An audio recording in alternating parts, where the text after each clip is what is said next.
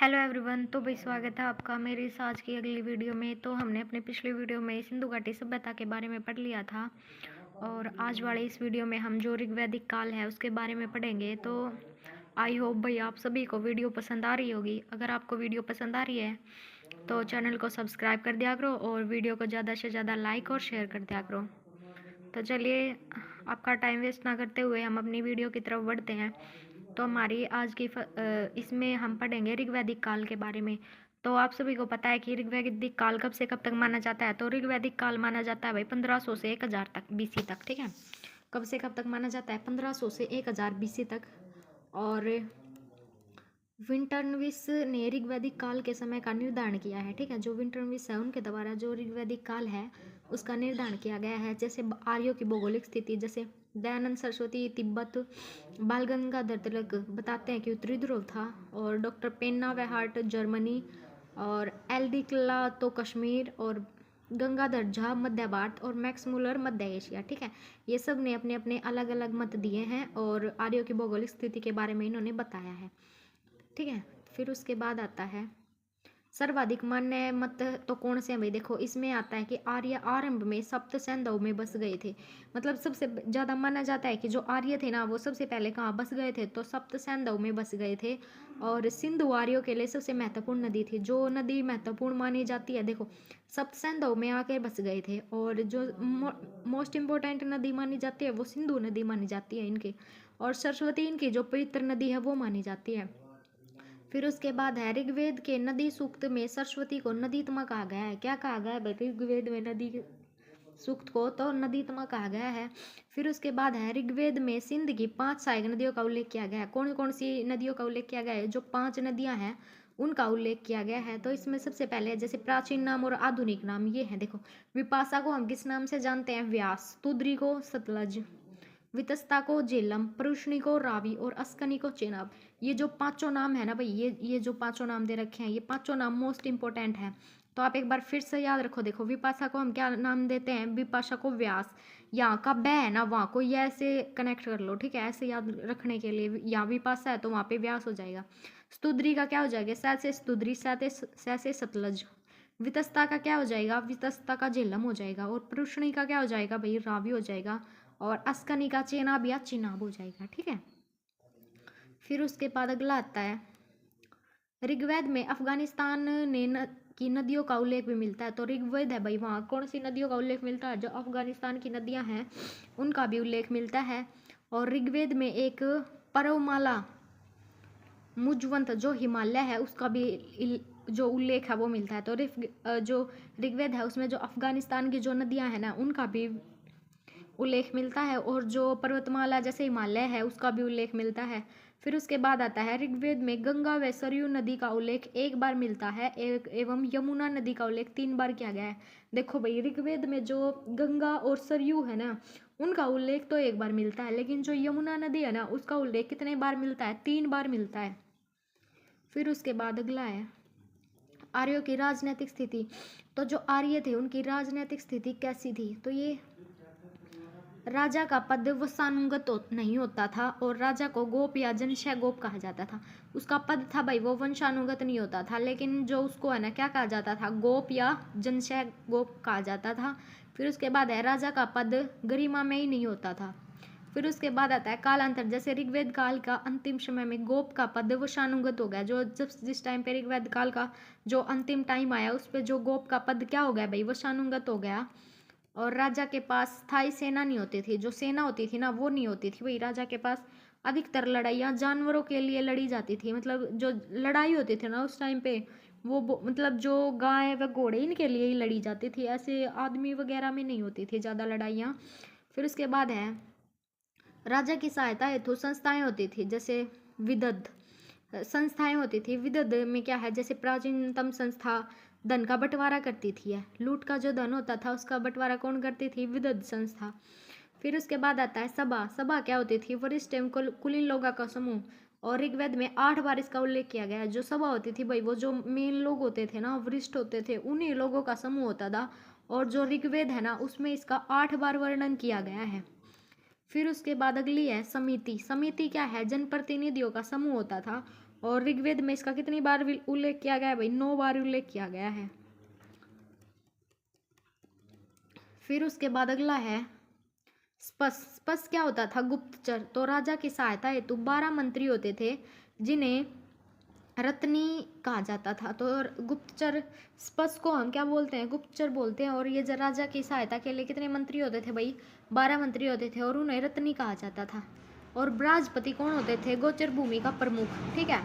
बलि क्या होती थी? मतलब राजा को दिया जाने वाला स्वैच्छिक कर, जो टैक्स होता था ना उस टाइम पे, उसको क्या बोलते थे? बलि बोलते थे टैक्स को। फिर उसके बाद आता है राजनैतिक इकाइयाँ। राजनैतिक इकाइयों में जैसे जन क्या हो गए? गोप। विश क्या हो गए? विस्पति। ग्राम ग्रामी। कुल क्या? कुलुप। फिर उसके बाद आता है आर्यों की आर्थिक स्थिति। जो उस टाइम पे आर्यों की जो आर्थिक स्थिति थी वो किस प्रकार की थी? आर्य यायावर जीवन व्यतीत करते थे और गाय घोड़ा उनके जो प्रिय पशु थे, पशुपालन भी करते थे। और ऋग्वेद में कृषि शब्द का उल्लेख कितनी बार है भाई? 24 बार मिलता है। और उनमें से 21 शेपक थे। और मुद्रा प्रणाली, मुद्रा वगैरह है ना, ये नहीं थी।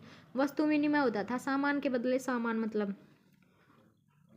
और व्यापार में निष्क नामक सोने के जवाहरात का प्रयोग किया जाता। देखो भाई, पशुपालन भी करते थे और जो ऋग्वेद है उसमें इसका 24 बार उल्लेख भी मिलता है। और वो मतलब है ना, मुद्राओं की प्रणाली नहीं थी, मुद्रा प्रणाली का टाइम उस टाइम पे कोई रोल नहीं था। और जो वस्तु विनिमय थी उसका यूज करते थे। और जो निष्क नामक जो सोने के जवाहरात थे ना उनका प्रयोग करते थे वो। ठीक है, आर्य। फिर आता आर्यों की सामाजिक स्थिति। उनका सामाजिक स्थिति कैसा था? देखो भाई, पिछली बार उनमें तो सिंधु घाटी सभ्यता तो मातृसत्तात्मक थी, लेकिन जिस टाइम पे आर्यों की सामाजिक स्थिति आई ना तो पितृसत्तात्मक संयुक्त परिवार थे। 4 वर्णों में विभाजित था। और ऋग्वेद में पुरुष सूक्त में 4 वर्णों का उल्लेख मिलता है। ठीक है। और 10वां मंडल बाद में जोड़ा गया। ऋग्वेद में पुरुष सूक्त हैं भाई, उनके कितने वर्णों का उल्लेख मिलता है? तो 4 वर्णों का उल्लेख मिलता है। फिर उसके बाद आता है ऋग्वेद में जाति प्रथा का उल्लेख नहीं है। जाति प्रथा उस टाइम पे नहीं थी भाई, वर्ण व्यवस्था कर्म आधारित थी और महिलाओं की स्थिति अच्छी थी। ठीक है, उस टाइम पे ठीक थी महिलाओं की स्थिति और उन्हें शिक्षा का अधिकार भी था। और गोसा, अपाला, सिक्ता, लोपमुद्रा आदि विदुषी महिलाएं थी। ठीक है। फिर उसके बाद आता है विफलता का एक योद्धा महिला थी। विषफला कौन थी भाई? एक योद्धा महिला थी। और विधवा विवाह होता था, मतलब जिस टाइम पे उस टाइम पे है ना पुनर्विवाह हो जाता था, कोई विधवा हो जाती थी तो उसका भी विवाह कर दिया जाता था। और नियोग प्रथा का प्रचलन था। और बाल विवाह,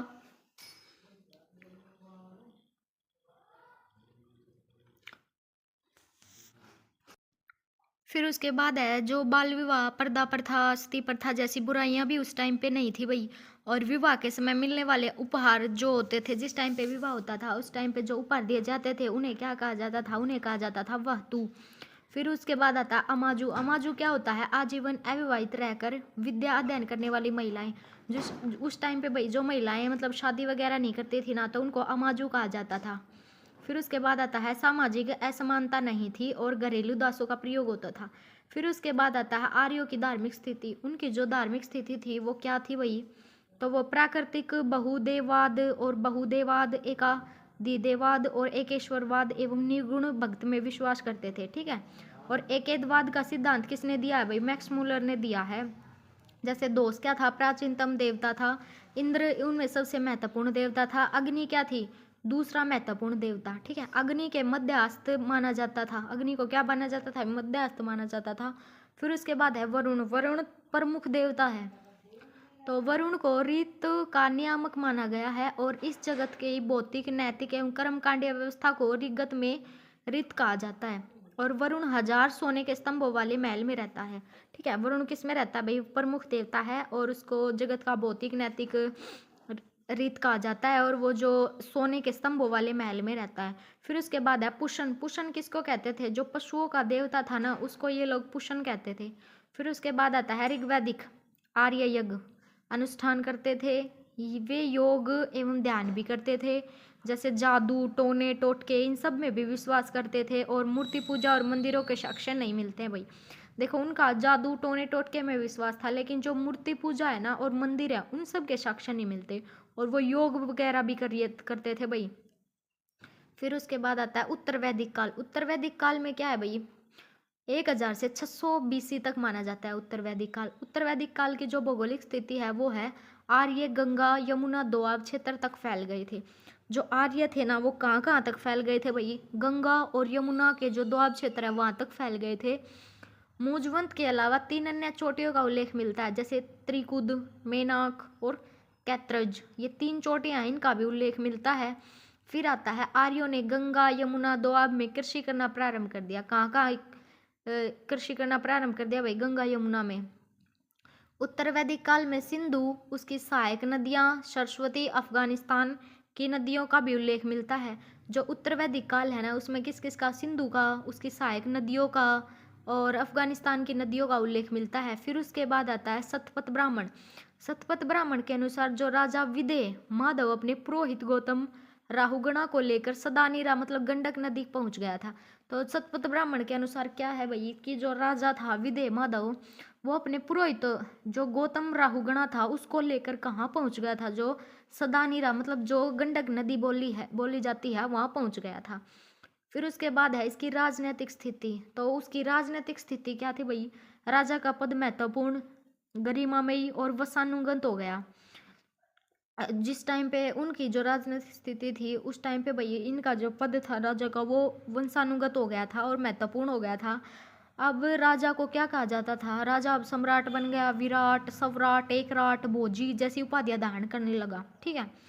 फिर उसके बाद आता है जैसे सम्राट, सवराट, विराट, ये राजा उपाधि धारण करने लगा। और राजा यज्ञ का आयोजन करवाता था। किस चीज का आयोजन करवाता था भाई, यज्ञ का आयोजन करवाता था। राजसूय यज्ञ जैसे राज्याभिषेक के समय और कालांतर में प्रतिवर्ष मनाने लगा। राजसूय यज्ञ किस टाइम पे शुरू होने लगे भाई, जिस टाइम पे राजा का राज्याभिषेक होता था उस टाइम पे राजसूय यज्ञ होने लगे। और सम्राट हल चलाता था एवं रत्नियों के घर पर जाता था भोज हेतु। भोजन हेतु क्या करता था भाई, सम्राट हल चलाने लगा और रत्नियों के जो घर था वहां जाने लगा। फिर आता है अश्वमेध यज्ञ। अश्वमेध यज्ञ क्या होता है, यह साम्राज्यवादी यज्ञ होता था। क्या होता था, अश्वमेध यज्ञ साम्राज्यवादी यज्ञ होता था। और समयावधि इसकी कितनी थी भाई, 3 दिन थी इसकी समयावधि। फिर उसके बाद आता है वाजपेयी यज्ञ। वाजपेयी यज्ञ क्या होता है, इसमें खेल कूद प्रतियोगिताओं का आयोजन होता था। राजा स्वयं रथ दौड़ में हिस्सा लेता था और एवं सदैव जीतता था। भाई अश्वमेध यज्ञ तो 3 दिन की अवधि तक था, लेकिन जो वाजपेयी यज्ञ था ना इसमें ना मतलब खेल कूद प्रतियोगिताएं होती थी और राजा उसमें खुद भी भाग लेता था और खुद ही जीतता था। ठीक है। फिर उसके बाद आता है राजा के पास स्थायी सेना नहीं थी। अब तक भी वही राजा के पास जो सेना थी वो नहीं थी। और राजा को दिए जाने वाला कर क्या कहलाता था, बलि कहलाता था। सम्राट निरकुंश हो गया था और विद का उल्लेख नहीं मिलता। और सभी समिति के अधिकार कम हो गए थे। जो समिति थी ना, सभा व समिति थी जिस टाइम पे वो अधिकार करती थी, अब उनके अधिकार कम हो गए थे। और अथर्ववेद में सभा और समिति को प्रजापति की 2 पुत्रियां बताया गया है। तो जिस टाइम पे अथर्ववेद है उसमें क्या बताया गया है कि जो सभा और समिति थी वो जो प्रजापति था ना उसकी 2 ये पुत्रियां हैं, ऐसा माना जाता है। फिर उसके बाद आता है आर्थिक स्थिति। आर्थिक स्थिति क्या थी, 1000 बीसी के आसपास लोहे की खोज हो गई थी। कब हुई थी भाई, आपसे पूछ ले कि लोहे की खोज, तो लोहे की खोज हुई थी 1000 बीसी में। आर्यों ने खेती करना, उन्होंने भाई कृषि करना आरंभ कर दिया। फिर आता है अथर्ववेद के अनुसार राजा पृथ्वीवन्य ने सर्वप्रथम कृषि की थी। तो अथर्ववेद ये बोलता है कि जो राजा थे ना पृथ्वीवन्य, उन्होंने सबसे पहले कृषि करना आरंभ किया था। और अथर्ववेद में जो टिड्डियां हैं ना उनका उल्लेख मिलता है। सतपथ ब्राह्मण में कृषि की विधियों का उल्लेख है। जो सतपथ ब्राह्मण है उसमें जो कृषि किस टाइप से की जाती है उसका उल्लेख मिलता है। फिर आता है सतपथ ब्राह्मण की जो कांठक संहिता में ऐसे हल का उल्लेख मिलता है जैसे 24 बैल मिलकर खींचते थे। भाई जो सतपथ ब्राह्मण है ना उसमें एक ऐसा हल है जिस हल को है ना जो 24 बैल थे ना वो मिलकर चलाते थे। आर्य पशुपालन भी करते थे। गाय घोड़ा, जो गाय है घोड़ा है उनके प्रिय पशु थे। फिर आता है अधिशेष उत्पादन होता था। उन्हें बचाने हेतु बाजार बने जिससे कालांतर में दूसरी नगरीय क्रांति आरंभ हुई। बाजार बने भाई, मुद्रा प्रणाली प्रणाली थी भाई उसका भी अभाव था। और निष्का और गाय द्वारा व्यापार होता था। फिर आता है वस्तु विनिमय होता था। वस्तु विनिमय ही होता आ रहा है भाई अभी तक। फिर उसके बाद है सामाजिक स्थिति। इनकी सामाजिक स्थिति वही थी, पितृ संतात्मक संयुक्त परिवार था। समाज 4 वर्गों में विभाजित था और वर्ण व्यवस्था जन्म आधारित हो गई।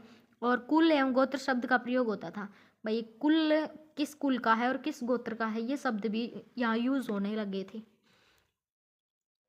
फिर है सामाजिक असमानता नहीं थी, जो समाज में जो असमानता थी वो नहीं थी। महिलाओं को भाई शिक्षा का अधिकार था, विधवा विवाह भी होते थे, और नियोग प्रथा थी, बहुविवाह मतलब बहुपत्नी विवाह होते थे, और वरदायक उपनिषदों में गार्गी एवं याज्ञवल्क्य का संवाद मिलता है।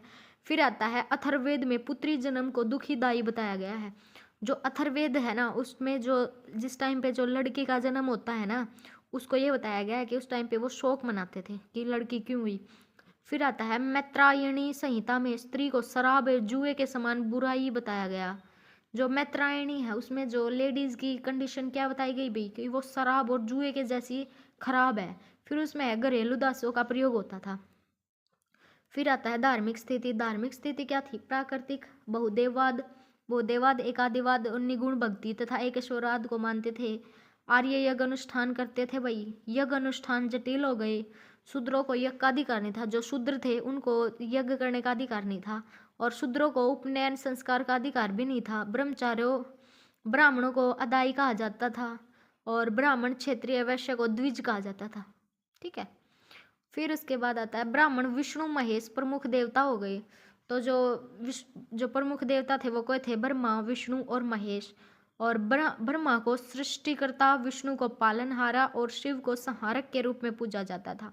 तो भाई जो ये तीन देवता थे ना, ये इंपॉर्टेंट हो गए। जैसे ब्रह्मा, विष्णु, महेश। ब्रह्मा को तो सृष्टि का कर्ता, कि इन्होंने सृष्टि बनाई है। विष्णु को पालनहारा, कि ये भाई सृष्टि का पालन करते हैं। और शिव को संहारक के रूप में पूजा गया। और पुष्ण कौन थे? जो शूद्रों के देवता थे उनको माना जाता है। फिर उसके बाद अगला है, फिर महाजनपद काल आ जाता है। महाजनपद काल कौन सा है? महाजनपद काल में कितने महाजनपद है? 16 है। मगध का उत्थान और धार्मिक क्रांति। धार्मिक क्रांति में जैसे बौद्ध धर्म, जैन धर्म व अन्य धर्म। फिर आता है फारसी आक्रमण, ग्रीक आक्रमण। महाजनपद के बारे में पढ़ते हैं। महाजनपद कितने हैं भाई? 16 महाजनपद हैं। और यह दूसरी नगरीय क्रांति थी, और इसका प्रमुख कारण क्या था? लोहे की खोज थी। 16 महाजनपद में लोहे की खोज हो चुकी थी भाई। 16 महाजनपद का उल्लेख इसमें है अगुंतर निकाय में, खुद्दक निकाय में, और बौद्ध साहित्य एवं भगवती सूत्र में मिलता है। ठीक है। आपसे पूछ ले कि 16 महाजनपदों का उल्लेख किस किस में है, तो अगुंतर निकाय में, खुद्दक निकाय में। अगर आपसे पूछ ले कि खुद्दक निकाय में किसका उल्लेख है, तो आपको नहीं पता ना, लेकिन इसको याद रखना, 16 महाजनपदों का उल्लेख है। और भगवती व जैन साहित्य सूत्र में भी मिलता है। फिर आता है जैन साहित्य, जैसे मगध महाजनपद और उनकी राजधानी। कंबोज की राजधानी क्या थी भाई? हाटक। गांधार की तक्षशिला, और कुरु की इंद्रप्रस्थ या हस्तिनापुर। और पांचाल की क्या थी? अहिच्छत्र या कापिल्य। और कौशल की क्या थी भाई? श्रावस्ती मतलब साकेत या अयोध्या। ठीक है। एक बार फिर से रिवाइज करवाती हूँ। कंबोज की राजधानी क्या थी? हाटक। और गांधार की तक्षशिला, और कुरु की इंद्रप्रस्थ या हस्तिनापुर, और पांचाल की अहिच्छत्रपुर या कापिल्य, और कौशल की क्या थी? श्रावस्ती या सांकेत अयोध्या। ठीक है। फिर उसके बाद है, देखो इसमें ये बना रखा है कि कहाँ वो है कौशल। देखो ये कौशल है, यहाँ पे मगध है, चेदी, काशी, ये एक पूरा मैप तैयार कर रखा है। फिर उसके बाद आता है मलसंग की क्या थी भाई? कुशीनगर या कुशीनारा। और वज्जीसंग की विदेही, वैशाली और मिथिली। फिर है अंग की क्या थी? चंपा। मगध की क्या थी? गिरिव्रज, राजगृह या पाटलिपुत्र थी। काशी की वाराणसी थी। सूरसेन की क्या थी? मथुरा। और मत्स्य की विराटनगर। ठीक है। फिर है वत्स की क्या थी? कौशाम्बी। चेदी की सुख्तमती या सुक्तिमती। अवंती की क्या थी? उज्जैनी या महिष्मती। और अश्मक की पोटली या पाटन। फिर है मगध का उत्थान। मगध का उत्थान किस टाइप से हुआ? कारण क्या है? मगध का सामरिक महत्व या भौगोलिक कारण। फिर है नदियों का बहाव क्षेत्र था। फिर है नदियों का जो प्रयोग सिंचाई और नौकायन में किया जाता है। नदियों का जो प्रयोग किया जाता था वो किस में किया जाता था? सिंचाई में या नौकायन में। फिर है खनिज थे, उपजाऊ मैदान थे, और मगध के आसपास के जंगलों में हाथी भी पाए जाते थे, और महत्वाकांक्षी शासक था। फिर है हर्यक वंश। हर्यक वंश कब से कब तक माना जाता है? 545 से 412 बीसी तक माना जाता है। ठीक है। बीसी मतलब बिफोर क्रिस्ट। तो हर्यक वंश 545 से 412 तक माना जाता है। हर्यक वंश के संस्थापक कौन थे? बिंबिसार। बिंबिसार श्रेणिक नाम से प्रसिद्ध क्षेत्रोजस है, और प्रथम साम्राज्यवादी ये शासक था। इसने कौशल नरेश जो प्रसेनजति की बहन कौशल्या देवी से विवाह किया था। ठीक है, किससे विवाह किया था भाई? इन्होंने जो कौशल्या देवी थी उनसे विवाह किया था, और जिससे इन्हें इसने लिच्छवी राजकुमारी चेलन्ना से विवाह किया, और इसने मद्र देश की जो राजकुमारी थी शेमा या खेमा उससे भी विवाह किया। फिर आता है इसने अंग प्रदेश को जीत लिया और अपने पुत्र अजातशत्रु को वहाँ का गवर्नर बना दिया। भाई इसने अंग प्रदेश पर आक्रमण किया और उसको जीत लिया, और जो इसका पुत्र था अजातशत्रु उसको वहाँ का क्या बना दिया गया? गवर्नर बना दिया गया। प्रसेन ने इसे काशी दहेज में दिया था। किसने दिया था भाई? प्रसेन ने इसको जो काशी था वो दहेज में दिया था। फिर उसके बाद आता है इसने अपने जो चिकित्सा जीवक को अवंती के शासक प्रद्योत की चिकित्सा हेतु भेजा। जीवन की शिक्षा क्या थी भाई? इसकी तक्षशिला में हुई थी, और इसके पुत्र अजातशत्रु ने ही इसकी हत्या कर दी थी। बिंबिसार की हत्या किसके द्वारा की गई थी? तो बिंबिसार की हत्या की गई थी उसके पुत्र जो अजातशत्रु है उसी के द्वारा। फिर आता है अजातशत्रु। अजातशत्रु क्या था? यह कुणिक नाम से प्रसिद्ध था। अजातशत्रु किस नाम से प्रसिद्ध था? जो कुणिक नाम है उससे प्रसिद्ध था। इसने काशी पर अपना अधिकार किया, और इसने मंत्री वशकार ने वज्जी संघ में फूट डाल दी। अजातशत्रु ने वज्जी संघ को जीत लिया, और इस युद्ध में उसने रथमुशल और महाशिलांकटक का प्रयोग किया। किस किस का प्रयोग किया भाई? रथ का और महाशिलांकटक का। फिर आता अजातशत्रु ने प्रथम बौद्ध संगीति का आयोजन करवाया। अजातशत्रु के द्वारा जो प्रथम बौद्ध संगीति थी उसका भी आयोजन करवाया गया था, और इसका पुत्र कौन था भाई? उज्जैन। उज्जैन ने भाई इसकी हत्या कर दी। इसने अपने पिता की थी और उज्जैन ने इसकी हत्या कर दी। फिर आता है उज्जैन। उज्जैन का क्या नाम था? इसको उज्जैन या उदायन भी बोलते हैं। इसने सोन एवं गंगा नदी के किनारे पाटलिपुत्र ने शहर बसाया। उज्जैन ने कौन सा शहर बसाया भाई? पाटलिपुत्र शहर बसाया। किसके किनारे? सोन और गंगा नदी के। इसका नागदर्शक या नागदर्शक ये अंतिम शासक था। फिर आता है प्रथम भांगव जो परशुराम। फिर इसके बाद शिशुनाग वंश आता है। शिशुनाग वंश कब से कब तक माना जाता है? यह माना जाता है 412 से 344 बीसी तक। कब से कब तक? 412 से 344 बीसी तक। शिशुनाग वंश के संस्थापक कौन थे? इसने अवंती शिशुनाग के संस्थापक थे, और इसने अवंती को जीत लिया था, और इसने वैशाली को अपनी राजधानी बनाया। ठीक है, शिशुनाग ने किसको बनाया भाई? राजधानी बनाया। फिर है था कालाशोक। कालाशोक क्या है? इसने दूसरी बौद्ध संगीति थी उसका निर्माण कराया, और इसने अपनी पाटलिपुत्र को पुनः अपनी राजधानी बनाया। फिर आता है नंदवंश। नंदवंश के संस्थापक कौन थे? महापद्मानंद, और दूसरा भार्गव नाम से भी प्रसिद्ध है। नंदवंश के संस्थापक कौन थे भाई? महापद्मानंद, और इनको भार्गव के नाम से भी जाना जाता है। क्या थे भाई भार्गव? ये जैन धर्म के अनुयायी थे, और खारवेल में आथी गुम्फा अभिलेख के अनुसार कलिंग पर आक्रमण किया और वहां नहरों का निर्माण कराया, एवं वहां से जिनसेन की मूर्ति लेकर आया। भाई इसने खारवेल के अकॉर्डिंग इसने आथी गुम्फा जो भी लेखा उस पर कलिंग पर आक्रमण किया, और वहां से जो नहरों का निर्माण कराया उसने, और जो जिनसेन नाम की मूर्ति थी ना उसको लेकर आया। फिर आता है अष्टाध्यायी। अष्टाध्यायी का लेखक कौन है? पाणिनि। इसके समकालीन थे, और संस्कृत व्याकरण की जो प्रथम पुस्तक है अष्टाध्यायी वो थी, उसके लेखक कौन है? पाणिनि। फिर इसके बाद धनानंद आता है। धनानंद क्या था? इसने चाणक्य का अपमान किया, और चाणक्य दान विभाग का प्रमुख था। ये धनानंद ने जनता पर अत्यधिक कर लागू कर दिया, बहुत सारा टैक्स लागू कर दिया भाई धनानंद ने, और चाणक्य ने चंद्रगुप्त मौर्य की सहायता से धनानंद की हत्या कर दी। ठीक है, धनानंद की किसने हत्या कर दी? चाणक्य ने, चंद्रगुप्त मौर्य ने। फिर आता है धार्मिक क्रांति, जैसे बौद्ध धर्म। बौद्ध धर्म कौन था भाई? बौद्ध धर्म के संस्थापक थे गौतम बुद्ध। इनके बचपन का नाम क्या था? सिद्धार्थ। और इनका जन्म कहाँ हुआ था? लुम्बिनी, नेपाल में। और कब जन्म हुआ था? 563 ईस्वी में। माता महामाया थी। महर्षि या सौतेली प्रजापति गौतमी, इन्होंने ही बुद्ध का पालन पोषण किया था, क्योंकि भाई इनके जन्म के कुछ दिन बाद इनकी माता का देहांत हो गया था। इनका कुल क्या था? शाक्य, इसलिए बुद्ध शाक्य मुनि भी कहलाते हैं। इनका गोत्र कौन सा था भाई? गौतम या गौतम बुद्ध। पिता शुद्धोधन, और पत्नी कौन थी? यशोधरा, और पुत्र था राहुल। ठीक है, फिर आता है कांडकीय नामक ब्राह्मण ने भविष्यवाणी की थी कि सिद्धार्थ महान सम्राट या महान साधु बनेगा। जो भाई कांडकीय ब्राह्मण था उसके द्वारा ये भविष्यवाणी पहले ही कर दी गई थी कि भाई या तो ये कोई महान सम्राट बनेगा, या फिर कोई यही महान जो साधु है ना वो बनेगा।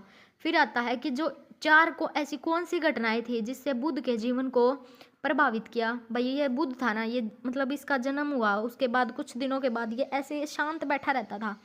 तो भाई इसके पिताजी ये सोचते थे कि पता नहीं मेरे बेटे को क्या हो गया। तो उसने, उसके जो मंत्री थे ना, उन्होंने ये बोला कि महाराज आप है ना इसको, इसका एंटरटेनमेंट करवा दो जैसे। तो फिर इसके लिए इसके जो पिता थे उसने राज्य में मतलब राजा के लिए नचाने वाली प्रस्तुत की। भाई उससे कुछ टाइम तो ठीक रहा, फिर वैसा ही हो गया।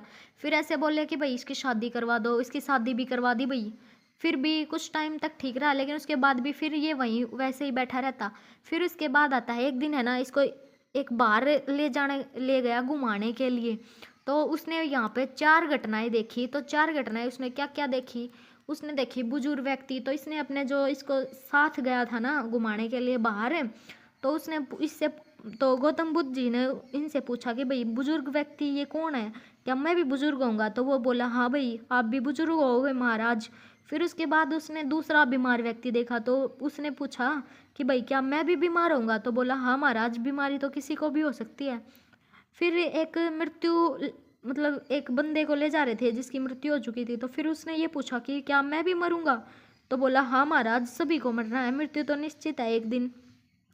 फिर उसने एक साधु को देखा। साधु को देखा तो उसने ये बोला कि भाई ये क्या है। उसको बोला कि महाराज इसको ना तो धन दौलत बच्चे किसी से भी कोई मतलब नहीं है, ये अपने शांत जीवन व्यतीत कर रहा है। उस टाइम पे उनका जो मन था ना वो चेंज हो गया था। साधु को देखकर उन्होंने बोला कि अब मेरी जो यात्रा है ना वो पूरी हो गई। तो फिर उन्होंने उस टाइम पे 29 वर्ष की आयु में घर छोड़ दिया था कि भाई मैं भी अच्छा साधु बन सकूं। फिर आता है गुरु कौन थे भाई। जिस टाइम पे उन्होंने अपना गुरु किसको बनाया, तो अलार कलाम को बनाया। और इन्होंने शाक्य दर्शन के आचार्य थे ये। बुद्ध ने इनसे योग की शिक्षा ग्रहण की। किसकी शिक्षा ग्रहण की भाई, योग की शिक्षा ग्रहण की। फिर आता है द्वितीय गुरु। दूसरा गुरु कौन था भाई, वो था रामपूत। जो गौतम बुद्ध का दूसरा गुरु था वो था रामपूत। फिर उसके बाद आता है बुद्ध कौन था, उरुवेला जो गौतम बुद्ध थे ना वो उरुवेला चले गए थे। और बुद्ध ने कौंड किया, वे अन्य साथियों के साथ कठिन तपस्या की। जो कौंडिन्य था उसके साथ बहुत सारी तपस्या की। इन्होंने सुजाता नामक लकड़ी ने बुद्ध को खीर खिलाई और बुद्ध के मध्य मार्ग का प्रतिपादन किया। और बुद्ध ने कहा वीणा के तारों को इतना भी मत खींचो कि टूट जाए और इतना भी ढीला मत छोड़ो कि संगीत ही उत्पन्न ना हो। अगर आपसे है ना ये दोहा लिख दे और ये पूछ ले कि किसने लिखा है, तो आप बता दोगे कि गौतम बुद्ध ने कहा है। फिर उसके बाद आता है 35 वर्ष की अवस्था में बोध गया में निरंजना नदी के तट पर पीपल के वृक्ष नीचे गौतम बुद्ध को ज्ञान की प्राप्ति हुई। कहाँ हुई, कब हुई भाई, 35 वर्ष की आयु में उनको निरंजना नदी के तट पर पीपल के वृक्ष नीचे ज्ञान की प्राप्ति हुई थी। और बुद्ध शाक्यमुनि मुनि या गौतम बुद्ध के रूप में प्रसिद्ध हुए थे। ठीक है, जिस टाइम पे उनको ज्ञान की प्राप्ति हो गई थी ना, तो उस टाइम पे वो क्या कहलाए थे, शाक्यमुनि या गौतम बुद्ध। फिर आता है बुद्ध ने सारनाथ में संघ की स्थापना की। किसकी स्थापना की भाई, सारनाथ में संघ की स्थापना की। और सारनाथ में अपने उपदेश, अपना जो प्रथम उपदेश है जो कौंडिन्य और उसके साथियों को दिया। ठीक है, फिर उसके बाद आता है बुद्ध ने जो सबसे ज़्यादा उपदेश थे ना वो श्रावस्ती में दिए और सबसे सर्वाधिक वर्षकाल श्रावस्ती में व्यतीत किया। सबसे ज़्यादा उपदेश भी वही उन्होंने श्रावस्ती में दिए और वहीं अपना जीवन व्यतीत किया। फिर आता है अवंती के शासक जो प्रद्योत ने बुद्ध को आमंत्रित किया था, लेकिन बुद्ध ने अवंती की यात्रा नहीं की। बुद्ध अवंती नहीं गए वही, लेकिन जो वहाँ का शासक था ना उन्होंने उनको आमंत्रित किया था। फिर आता है बुद्ध का जो प्रधान शिष्य था वो कौन था, उपाली था। और बुद्ध का जो प्रिय शिष्य था वो था आनंद। आपसे पूछ ले कि बुद्ध का प्रिय शिष्य कौन था, तो वो आनंद था। फिर उसके बाद आता है आनंद के कहने पर बुद्ध ने महिलाओं को संघ में प्रवेश दिया। आनंद ने बोला था कि भाई महिलाओं को भी इसमें प्रवेश दो। फिर आता है बुद्ध की मृत्यु के पश्चात आनंद को निर्वाण की प्राप्ति हुई। वैशाली में जो प्रसिद्ध नगर वधु आम्रपाली बुद्ध की शिष्य बन गई। जो प्रसिद्ध नगर वधु थी आम्रपाली वो बुद्ध की शिष्य बन गई। 80 वर्ष की अवस्था में कुशीनगर में भगवान बुद्ध की मृत्यु हो गई। कितने कहाँ हुई भाई उनकी मृत्यु, कुशीनगर में हुई। और कितने वर्ष की आयु में, 80 वर्ष की आयु में। फिर आता है जो भगवान बुद्ध के प्रतीक हैं वो कौन कौन से हैं, जैसे हाथी या सफेद हाथी तो भगवान बुद्ध के गर्भस्थ होने का प्रतीक है। और सांड क्या है भाई, उनका जन्म का प्रतीक है। और घोड़ा क्या है, घोड़ा गृह त्याग का प्रतीक है। बोधि वृक्ष या पिप्पल क्या है भाई, जिस टाइम उनको ज्ञान की प्राप्ति हुई थी। पद चिन्ह क्या थे, निर्वाण का प्रतीक थे, और स्तूप क्या थे, मृत्यु का प्रतीक थे। मान भी निष्क्रमण क्या थे, 29 वर्ष की अवस्था में भगवान बुद्ध ने गृह त्याग किया था, ठीक है। फिर आता है संबोधि। 35 वर्ष की अवस्था में गौतम बुद्ध को बोध गया में निरंजना नदी के तट पर पीपल वृक्ष के नीचे जो ज्ञान प्राप्त हुआ था उसे संबोधि कहा गया। अगला क्वेश्चन है, धर्म चक्र परिवर्तन क्या था। ज्ञान की प्राप्ति के पश्चात बुद्ध ने सारनाथ में कौंडिन्य और उनके साथियों के प्रथम उपदेश दिया, जिसे धर्मचक्र परिवर्तन कहा गया। जब जिस टाइम पे उनके द्वारा जो प्रथम उपदेश दिया गया उसको क्या कहा गया, धर्मचक्र परिवर्तन। और महापरिनिर्वाण क्या कहा गया, उनकी जिस टाइम पे 80 वर्ष की आयु में कुशीनगर में मृत्यु हुई उसको क्या कहा गया, महापरिनिर्वाण। अब आता है गौतम बुद्ध की शिक्षाएं। भगवान बुद्ध ने कौन कौन सी शिक्षाएं दी थी, 4 आर्य सत्य। देखो दुख है, देखो भाई सभी को दुख है तो उसका कारण भी है, और दुख का कारण है तो उसका निवारण भी है, और निवारण है तो उसका कोई मार्ग भी है, ठीक है। ये 4 सत्य हैं। जैसे दुख है तो उसका कारण भी है, कारण है तो निवारण भी है, और निवारण है तो मार्ग भी है। फिर आता है प्रत्यय समुत्पाद। भगवान बुद्ध ने दूसरे आर्य सत्य के तहत इसका प्रतिपादन किया। किसके साथ किया भाई, इसका प्रतिपादन किया। और यह बौद्ध धर्म का कार्य कारण या कार्यकर्ता सिद्धांत है। भगवान बुद्ध ने दुखों का कारण अज्ञान, अविद्या, तृष्णा को बताया। तो भाई देखो भाई, हमारी जो मेन कारण होता है वो हमारी इच्छा होती है। दुख का मेन कारण क्या है, इच्छा। अगर हम उसी इच्छा को ही त्याग देंगे तो हमारा दुख का कारण नहीं बनेगी ना वो, फिर हमें दुख ही नहीं होगा अगर हमें इच्छा का कारण त्याग देंगे तो। फिर इसके बाद आता है, इसे द्वादश या निदान चक्र भी कहा जाता है। इसका शाब्दिक अर्थ है ऐसा होने पर वैसा होना, ठीक है। क्या होता है द्वादश या निदान चक्र का अर्थ क्या होता है कि ऐसा होने पर, अगर ऐसा हो गया तो वैसा हो जाएगा, वैसा हो गया तो ऐसा हो जाएगा, ये सब। फिर आता है अष्टांगिक मार्ग। अष्टांगिक मार्ग क्या होता है, भगवान ने चौथे आर्य सत्य को तहत इसका प्रतिपादक किया है। जैसे बुद्ध के अनुसार यदि इसका पालना किया जाए तो व्यक्ति का ज्ञान समाप्त हो जा सकता है, ठीक है। अगर व्यक्ति इसको पालन करेगा तो उसका जो अज्ञान है वो समाप्त हो जाएगा। जैसे सम्यक दृष्टि, सम्यक संकल्प, सम्यक वाक, सम्यक कर्मंती, सम्यक आजीव, सम्यक व्यायाम, सम्यक स्मृति, सम्यक समाधि। तो ये जो ऐसे पूछा जाता है कि उसके जो कौन से हैं भाई, इनमें से कौन सा नहीं है, तो सम्यक दृष्टि, सम्यक संकल्प, ये सारे आपको ध्यान होने चाहिए। ऑप्शन में एक अलग मिलेगा तो आप उसको कर सकते हो। ज्ञान समाप्त हो, ठीक है। फिर उसके बाद है क्षणिकवाद या अनित्यवाद। क्षणिकवाद क्या है, यह बौद्ध दर्शन का तत्व या मीमांसीय या मीमांसा सिद्धांत है, ठीक है।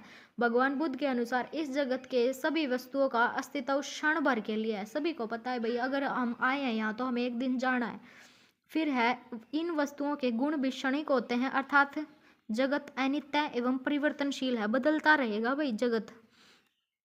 अनात्मवाद क्या है, भगवान बुद्ध नित्य आत्मा को स्वीकार नहीं करते। भगवान बुद्ध के अनुसार क्या है भाई, विद्वानों का प्रवाह ही आत्मा है। तो जो वो आत्मा को स्वीकार नहीं करते, लेकिन वो बोलते हैं कि जो हमारे विचार है ना वही हमारी आत्मा है। और यह विज्ञान अनित्य और क्षणिक होता है।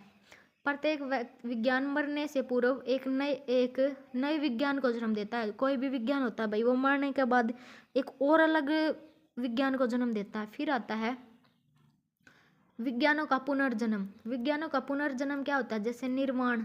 इसमें है छठा निर्वाण। क्या है, निर्वाण का शाब्दिक अर्थ है दीपक का बुझ जाना।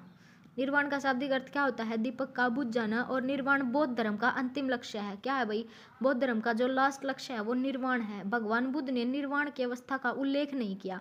इन्होंने इसकी अवस्था का उल्लेख तो नहीं किया, लेकिन भगवान बुद्ध ईश्वर, परमात्मा, निर्वाण जैसे प्रश्नों का उत्तर नहीं देते थे। वे मुस्कुरा दिया करते थे, वो उनका आंसर नहीं देते थे भाई। वो सिर्फ ओनली मतलब हंसकर इसको टाल दिया करते थे। बौद्ध धर्म अनिश्वरवादी धर्म है। बौद्ध धर्म कर्मफलवादी सिद्धांत है, पुनर्जन्म को मानता है। किस किस को भाई, कर्मफल है और सिद्धांत है उसको, और पुनर्जन्म है इसको भी मानता है बौद्ध धर्म। और भगवान बुद्ध अज्ञेयवादी नहीं थे। फिर आता है इसकी जो बौद्ध संगीति हैं वो हुई हैं, देखो 4 बौद्ध संगीतें हुई हैं। देखो अजातशत्रु, कालाशोक, अशोक, कनिष्क। इसको ऐसे याद कर लो, जैसे अजातशत्रु से तो आज, कालाशोक से कल, शोक से अशोक से कर लो शोक, और कनिष्क से नहीं। ऐसे याद रख लो, आज, कल, शोक, नहीं, ठीक है। मतलब अजातशत्रु, कालाशोक, अशोक और कनिष्क। फिर इनके स्थान कहाँ कहाँ है भाई, जैसे राजगिरी, वैशाली, पाटलिपुत्र और कुंडलवन। देखो रा, वै, पाकू, ऐसे याद रख लो, रा व पाकू। राजगृह, वैशाली, पाटलिपुत्र और कुंडलवन। कुंडलवन कहाँ है? कश्मीर में। फिर है इनके जो अध्यक्ष हैं वो कौन है? अजात सपतकर्णी गुफा है जो राजगृह में, इसके महाकश्यप, दूसरे के सरोकामी, साकबीर, साबकमीर, तीसरे के हैं मोगलीपुत्तिश और वसुमित्र चौथी के, जो उपाध्यक्ष हैं असौ घोष के। ठीक है, 4 हुई थी। फिर है प्रथम संगीति है जैसे सुत्त पिटक की रचना। सुत्त पिटक की रचना के रचनाकार कौन है? आनंद। इसमें भगवान बुद्ध की शिक्षा और जीवन की घटनाएं मिलते हैं। जो सुत्त पिटक है भाई, इसमें भगवान बुद्ध की जो घटना है, शिक्षाएं हैं, जीवन में क्या क्या घटना हुआ, उन सब का वर्णन है। और सुत्त पिटक के खुद्दक निकाय में जातक कथाएं भी मिलती हैं। जातक कथाएं मतलब भगवान बुद्ध के पुनर्जीवनों की कहानी, जो भगवान बुद्ध ने पूर्व जन्म लिया था उनकी कहानी है। लगभग कितनी है भाई? 500 हैं। फिर है विनय पिटक। विनय पिटक की रचना किसने की? उपाली ने। इसमें संघ के व साधुओं के नियम व आचार विचार मिलते हैं। ठीक है, दूसरी संगीति है संघ 2 भागों में विभाजित हो गया जैसे स्थिवर या महासंदिक। और तीसरी संगीति है अभिधम पिटक की रचना, जिसमें इसमें बौद्ध दर्शन मिलता है। पिटक का अर्थ क्या होता है? पिटारा। और संयुक्त रूप से इन्हें त्रिपिटक कहा जाता है। चतुर्थ बौद्ध संगीति में क्या है भाई? 2 भागों में विभाजित हो गया, हीनयान और महायान। अब हम हीनयान और महायान के बारे में पढ़ते हैं। जैसे हीनयान कौन से है भाई? ये रूढ़िवादी हैं। हीनयान कौन है? रूढ़िवादी हैं। जो महायान है वो सुधारवादी हैं। हीनयान क्या है? बुद्ध को महापुरुष मानते हैं। ये भाई भगवान बुद्ध को है ना सिर्फ महापुरुष मानते हैं, लेकिन ये भगवान बुद्ध को जो महायान है ये ईश्वर मानते हैं। फिर है देवी देवताओं को नहीं मानते। जो हीनयान है ना वो देवी देवताओं को नहीं मानते, लेकिन जो महायान है वो देवी देवताओं को मानते हैं। और प्रज्ञा की देवी तारा है इनकी। फिर है मूर्ति में विश्वास नहीं करते, ये मूर्ति में विश्वास करते हैं।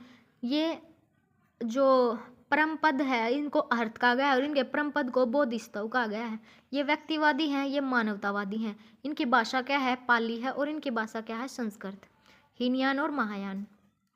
फिर उसके बाद आता है श्रीलंका हीनयान में क्या है? Sri Lanka, Burma, Myanmar, Thailand, Cambodia, Laos, Cambodia भाई वह वियतनाम शामिल है, लेकिन जो इसमें नेपाल, चीन, कोरिया, जापान है। फिर आता है मैत्रेय, क्या है? भविष्य का बुद्ध। हीनयान में कैसे है? देखो, हीनयान में जैसे स्वतांत्रिक, वैभाषिक। स्वतांत्रिक मतलब कुमार लब्ध और वैभाषिक वसुमित्र। महायान में शून्यवाद, विज्ञानवाद का। जैसे शून्यवाद का किसने दिया? नागार्जुन ने। विज्ञानवाद का मैत्रेय संस्थापक है। फिर आता है नागार्जुन ने परम तव,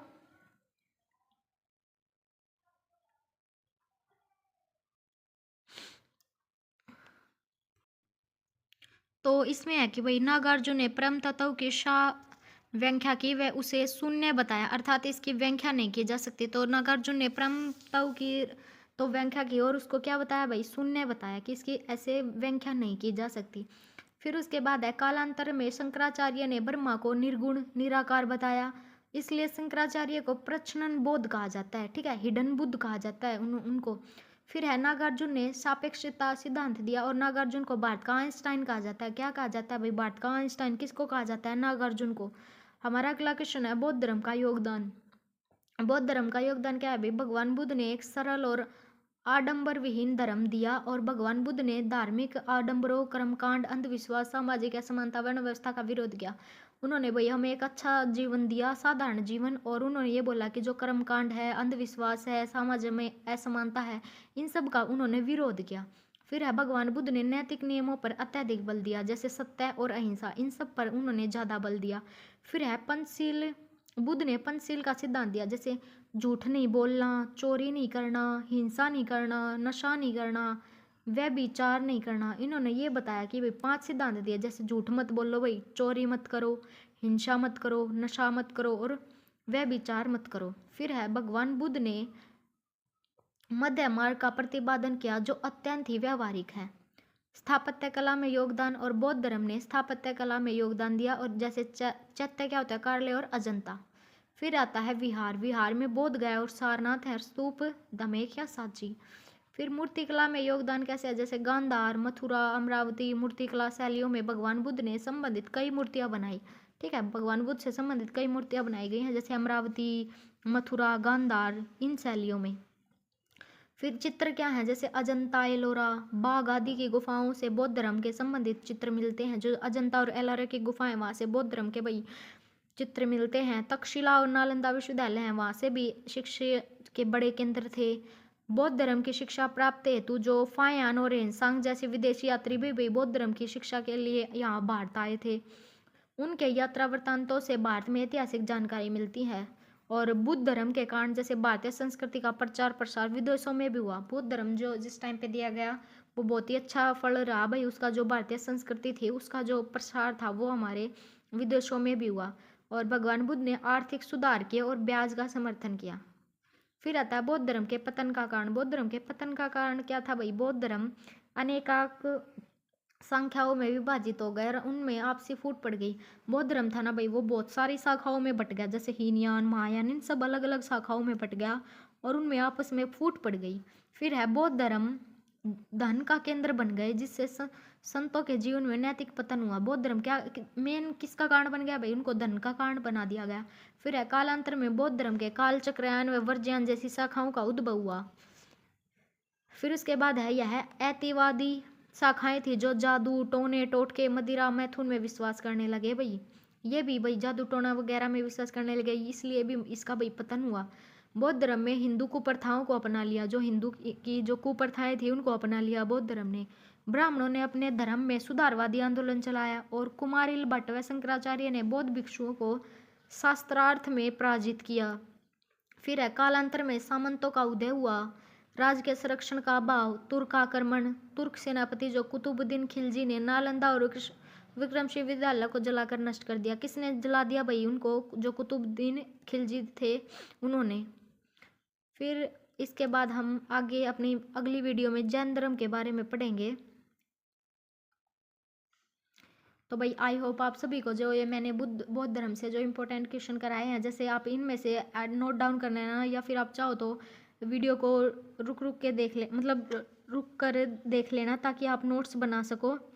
और अगर आपको नोट्स चाहिए तो भाई मुझे कमेंट में बता देना। तो चलिए आपसे मिलते हैं अगली वीडियो में, जिसमें हम जैन धर्म के बारे में पढ़ेंगे। आई होप आप सभी को वीडियो पसंद आई होगी। अगर वीडियो पसंद आई है तो चैनल को सब्सक्राइब कर देना, वीडियो को ज़्यादा से ज़्यादा लाइक और शेयर कर देना। मिलते हैं आपसे अगली वीडियो में, तब तक के लिए धन्यवाद।